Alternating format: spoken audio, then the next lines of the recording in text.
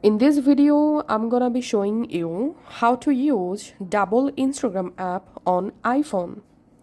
So first of all, install the Instagram app from App Store and log into your first Instagram account. And to use your second Instagram app, you have to go to Safari browser. In Safari browser, type instagram.com and then you jump into Instagram login page. Just tap on login and log into your second Instagram account from here.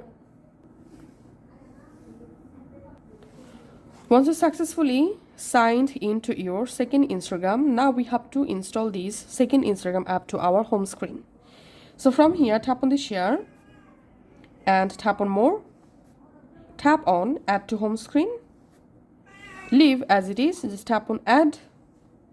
And then we can see my second Instagram successfully added. So this is my first Instagram with my first account.